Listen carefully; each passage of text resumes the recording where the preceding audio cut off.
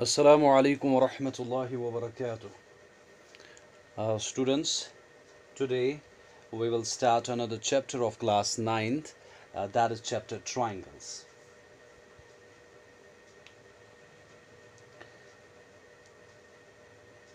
Triangles.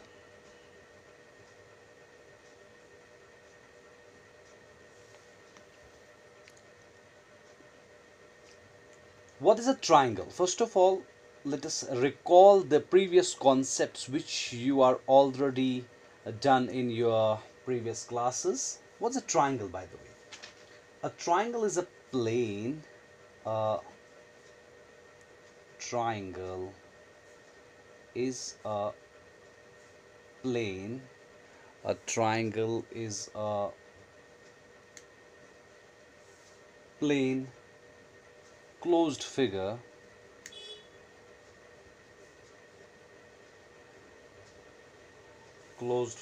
formed by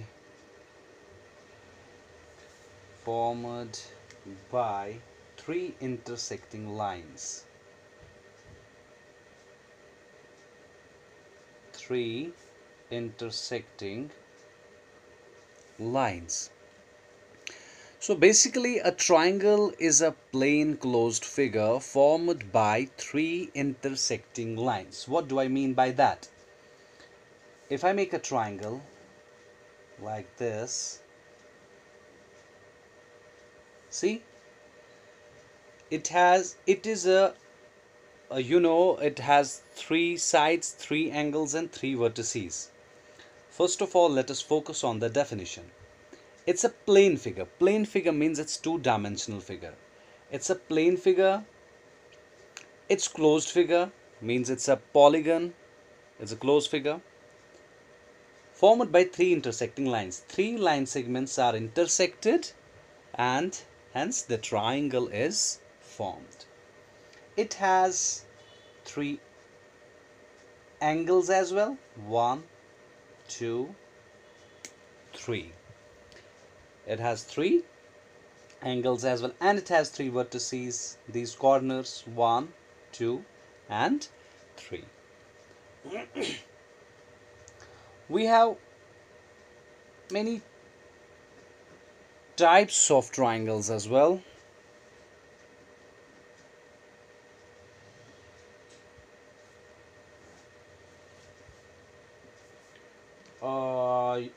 We have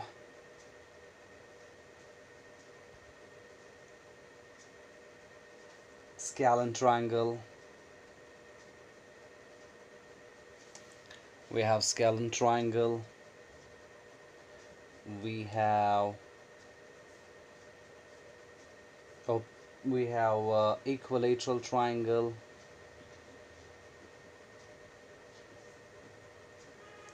We have isosceles triangle.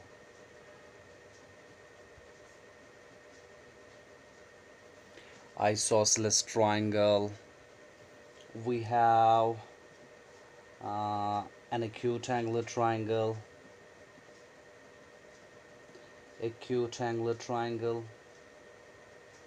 We have obtuse angle triangle.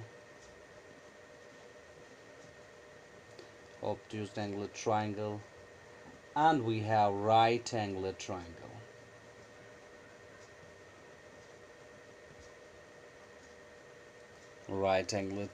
These are a few basic types of triangles which we have. You know what's a scalene triangle? Scalene triangle is a triangle in which all the sides are of different measurement, are of different lengths. Equilateral triangle is a triangle in which all the sides are equal. Isosceles triangle in which two sides are equal. Acute angular triangle is a triangle in which all the three angles of a triangle are less than 90 degree. And obtuse angular triangle is the triangle in which the measure of one angle is obtuse. That is, it's one of the interior angles of a triangle is more than 90 degree in case of obtuse angular triangles, and but less than 180. Remember that point. less than 1, because in order to satisfy the angle sum property of a triangle, which states that the sum of all angles, all interior angles of a triangle is equal to 180 degree. Then we have right angle triangles, which is a triangle in which one of the interior angles measures 90 degree. Got it? Now we will learn about the concept of congruency in this chapter.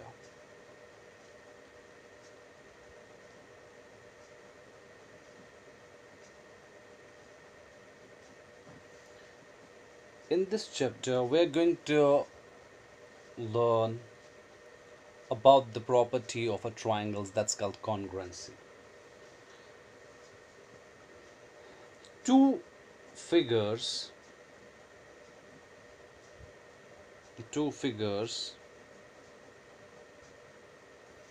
are congruent. Two figures are congruent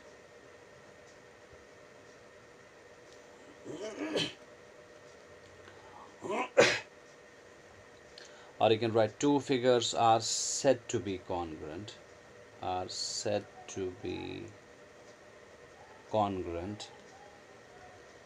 if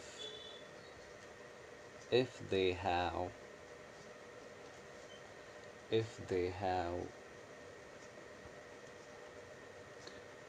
have same shape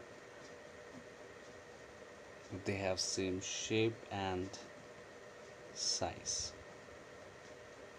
This property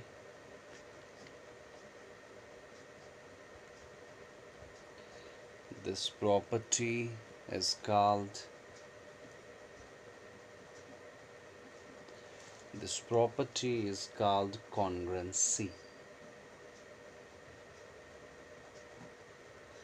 This property is called congruency. So basically, congruency is the property of any two figures. When you take two figures, if they coincide or if they superimpose or if they overlap each other, that means these two figures are congruent. For example, if I take an example of two circles of same radii.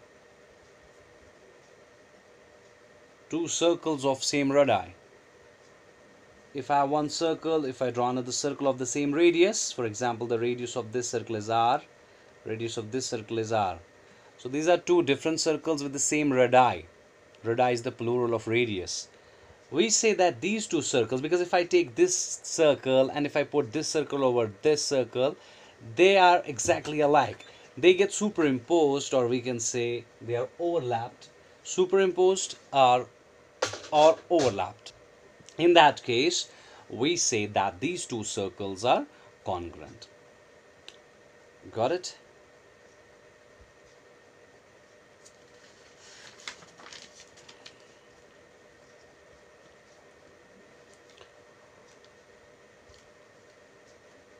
Now,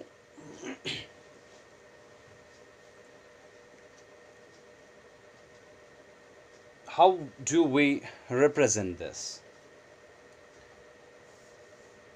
We say circle, for example, if I have triangle ABC and I have triangle say XYZ. Now in case of triangles, what do we say? We say two triangles are said to be congruent, again, if they have same shape and size. And like I have one triangle like this, if I have another triangle of the same shape and size, so what they do, they superimpose each other. Superimpose means they ये एक दूसरे पे fit आते हैं. Like अगर मैं इसको उठाऊं, इस ट्रायंगल पे फिट करूं, तो एग्जैक्टली फिट हो जाएंगे दो ट्रायंगल्स. तो हम कहेंगे in this case we say triangle A B C is congruent to triangle. ये है तरीका दिखाने का कि दो ट्राइंगल्स कॉन्ग्रुएंट है या नहीं। कॉन्ग्रुएंट होने का तरीका ये है, is congruent to, this is the symbol used, ये जो है ये सिंबल यूज होती है, is congruent to, is congruent to. तो we say triangle A B C is congruent to triangle X Y Z. अगर इसका नाम ए बी सी है और अगर इसका नाम एक्स वाई जी है। ठीक हो गया। अब ये होने को, इसी प्रॉपर्टी को, this property of triangles is called congruency, is called congruency। इसी प्रॉपर्टी, ट्राइंगल्स की इस प्रॉपर्टी को हम कहते हैं congruency ऑफ ट्राइंगल्स। ठीक है जी। अब इसमें कुछ रूल्स है जो हम सीखेंगे और उनको हम कहते हैं axioms. Axioms of congruency.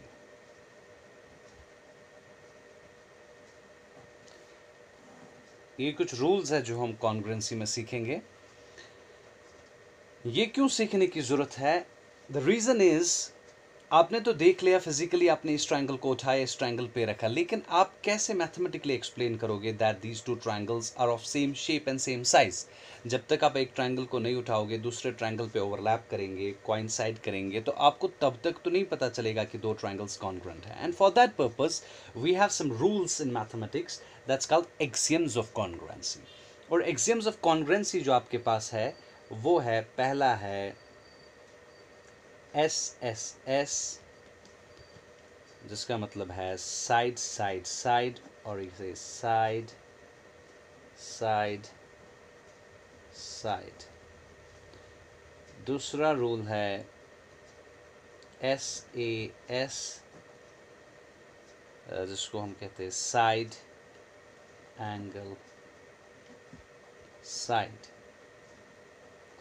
And we have ASA, that is angle side angle। और चौथा है नंबर 4 is RHS, और इसे right angle, R stands for right angle, then H stands for hypotenuse, and S stands for side, SIDE। This is the last one, is the special case, which is the special case of right angular triangles only। अब इन्हीं axioms को हम एक एक करके सीखते हैं, और इसके बाद कुछ कॉरोलरीज भी है।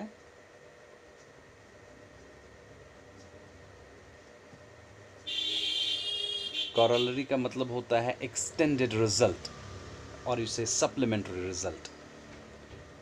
कॉरोलरी का मतलब होता है सप्लीमेंट्री रिजल्ट, सप्लीमेंट्री और एडिशनल और एक्सटेंडेड रिजल्ट। मतलब एक्स्ट्रा बात इनके बारे में वो ये है, कॉरोलरी में हमारे पास दो आती है, एक आता है SSA या ASS, एक ही बात है, side side angle, angle side side. और number 2 we have is AAS, और इसे SAA। सो इन शॉर्ट ये 6 तरीके हैं जिससे हम कह सकते हैं कि एक ट्रायंगल दूसरे ट्रायंगल के कॉन्ग्रुएंट है। एक एक करके इन सारे के बाद इन सब के बारे में हम सीखते हैं इंशाअल्लाह। देखिए जी, सबसे पहले वी लर्न अबाउट SSS, और as I said, side side. क्या होता है ये side side side? Side side side का मतलब है, it means that if three sides of one triangle are equal to the three corresponding sides of another triangle, then you say two triangles are congruent. For example, if I have a triangle like this, and let's say I have another triangle like this, मान लो इसका नाम ABC है, इसका नाम XYZ है। अगर इस triangle के तीन साइड इस ट्रायंगल के तीन कॉरस्पॉन्डिंग साइड्स के बराबर होंगे, कॉरस्पॉन्डिंग साइड का मतलब है AB XY के बराबर होगा, BC अगर YZ के बराबर होगा और AC अगर XZ के बराबर होगा, तो हम कहते हैं triangle ABC is congruent to triangle XYZ। इसी का मतलब है side side side, that means तीन साइड इस ट्रायंगल के तीन साइड इस ट्रायंगल के बराबर है। ये होता है साइड साइड साइड। ठीक हो गया जी?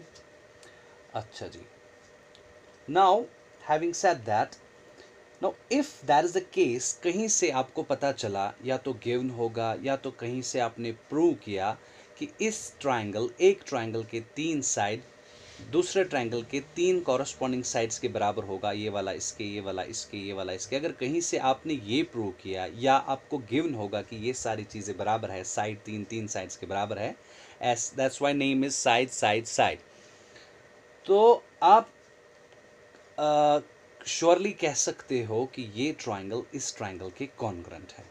अब अभी हमने सीखा इंट्रोडक्शन में, अगर ट्रायंगल्स कॉन्ग्रुएंट होंगे तो वो सुपर इम्पोज होंगे। सुपर इम्पोज मीन्स इसको उठाएंगे तो इस पर फिट आएगा। तो फिट आने के बाद एक चीज़ ऑब्वियस होगी कि इनका शेप और साइज सेम होगा, और अगर शेप और साइज सेम होगा तो ऑब्वियसली जो एंगल्स है कॉरस्पॉन्डिंग एंगल्स, ये एंगल ये इसके बराबर होगा, ये एंगल इसके बराबर आएगा और ये एंगल इसके बराबर आएगा। ये तो बाद में आएगा। अगर साइड साइड साइड है तो इन शॉर्ट बोलने का मकसद ये है, अगर तीन साइड तीन ट्रायंगल के तीन साइड दूसरे ट्रायंगल के बराबर होंगे तो उनके तीन एंगल्स भी बराबर होंगे। अगर तीन साइड बराबर है तो बाय डिफ़ॉल्ट ऑटोमेटिकली उसके बाद तीन एंगल्स भी बराबर होंगे। तो उसको हम कहते हैं, वो रिजल्ट हम ऑब्टेन करेंगे अगर साइड साइड साइड हमें मिला कहीं से, इससे हम ऑब्टेन करेंगे रिजल्ट एक, जिसको हम कहते हैं CPCTC। CPCTC का मतलब है अब कॉरस्पॉन्डिंग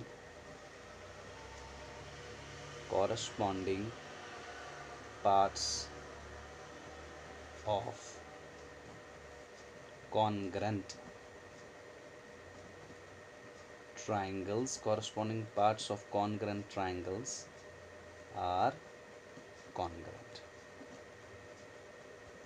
ये रिजल्ट जनरेट होगा अगर आपने SSS दिखा दिया कि तीन साइड के बराबर है। तो अब इसके बाद C stands for corresponding, P parts, दूसरा C कॉन्ग्रुएंट, T ट्राइंगल्स और दूसरा C और एक congruent.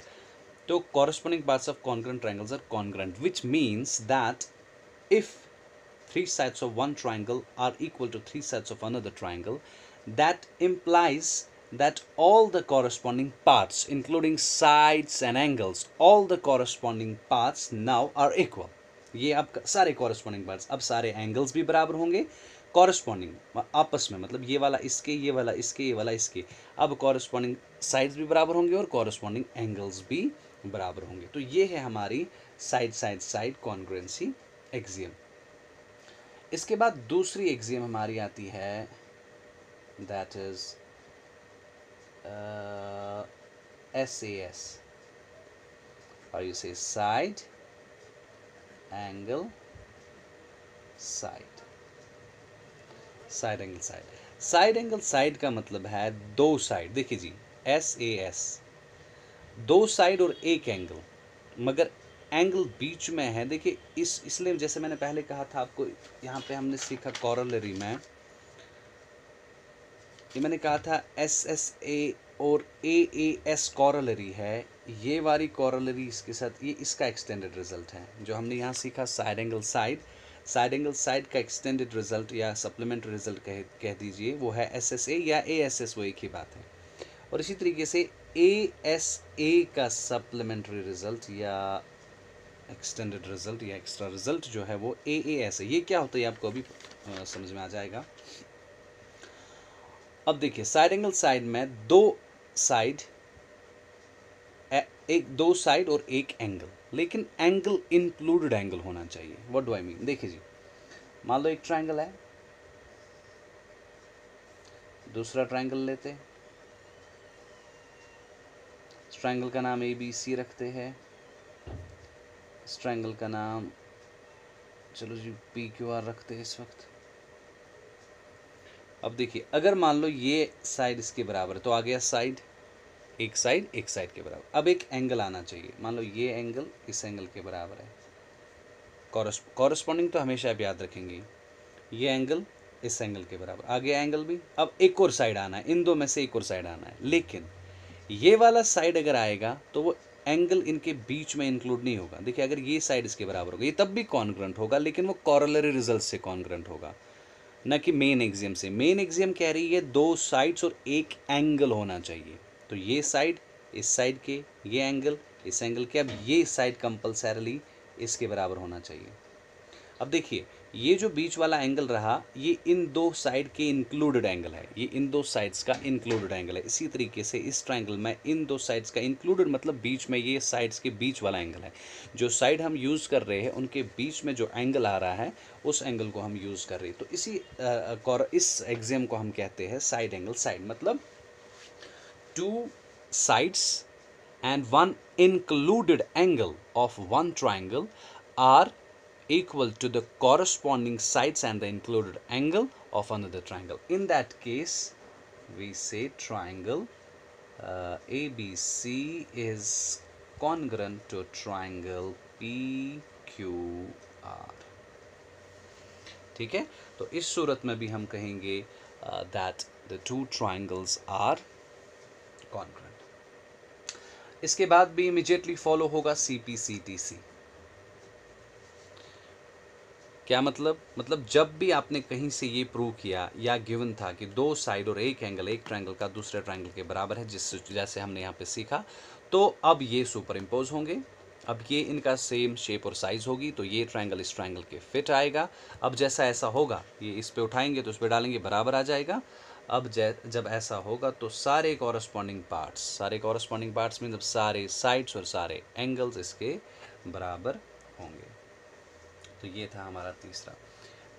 After that we have ASA। ASA और इसे angle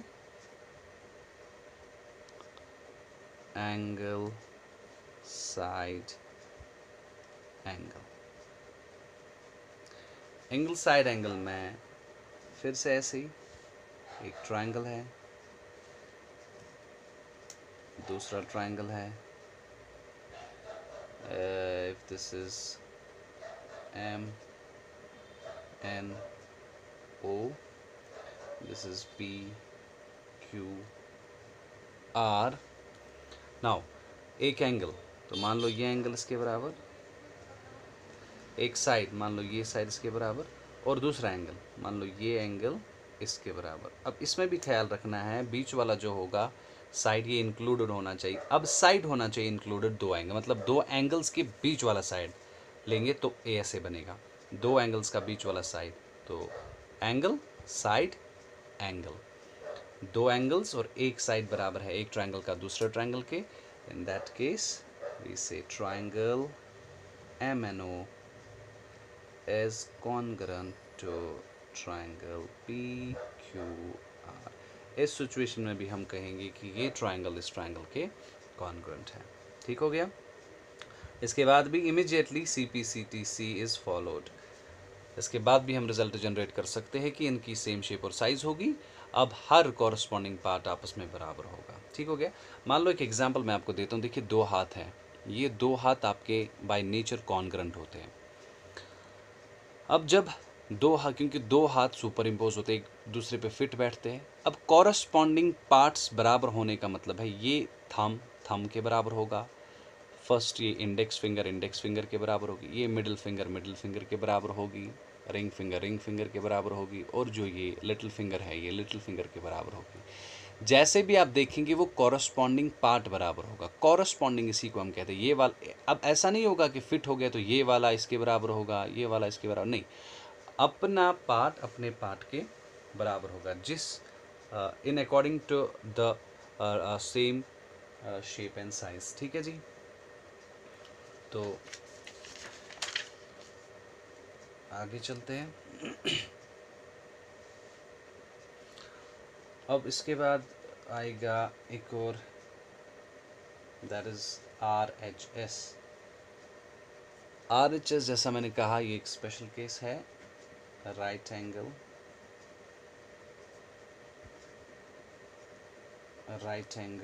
hypotenuse side, right angle hypotenuse side. This is the case which is applicable in right angular triangles only. ये case use होता है right angular triangles में। अगर आपके पास एक right angular triangle 2 है जिसमें राइट एंगल बराबर होगा, you know that in right angle triangles one of the angles 90 degree, that's always equal each 90 degree. Hypotenuse same होगा। Hypotenuse means a side opposite to the right angle। तो right angle का opposite side ये है, ये hypotenuse कहलाता है, जो कि longest side होता है in the triangle, और इसके अपोजिट ये है, तो ये दो आपस में बराबर, और कोई भी एक साइड, मान लो ये साइड बराबर है इस साइड के, in that case we say that this triangle is congruent to this triangle। मान लो इसका नाम ABC, इसका नाम XYZ, so हम कह सकते हैं triangle ABC is congruent to triangle XYZ। ठीक है जी। Again after that CPCTC is immediately followed। अब इसके सारे, अब ये एंगल इसके बराबर होगा, ये साइड इसके बराबर होगा, ये है। इसके बाद जब हम once you prove that this triangle is congruent to this triangle। ठीक है जी। अब जैसा मैंने कहा था corollaries, पहली corollary आएगी SSA, या हम उसको कहेंगे ASS। इसमें साइड एंगल या एंगल साइड ये एक ही बात है। इसमें एक चीज़ है, अगर ट्रायंगल ऐसे है और दूसरा ट्रायंगल ऐसे है, अगर ABC ट्रायंगल का नाम और इसका XYZ, तो यहाँ पे हम कहेंगे एक साइड बराबर होगा, मान लो ये साइड बराबर, दूसरा साइड भी बराबर होगा, मान लो ये साइड बराबर। अब एक एंगल बराबर होगा, अब ये वाला एंगल अगर बराबर होगा तो होगा SAS। अब अगर अदर देन दिस एंगल कोई बराबर होगा, मान लो ये एंगल इसके बराबर है, तब भी ये कॉन्ग्रुएंट होगा। ठीक है जी। तो हम कहेंगे triangle ABC is congruent to triangle XYZ। ठीक है जी। इसी तरीके से we have one more corollary, that is AAS और ये से SAA। क्योंकि इसको आप ऐसे पढ़ो, साइड एंगल या एंगल साइड एक ही बात है। तो इसमें भी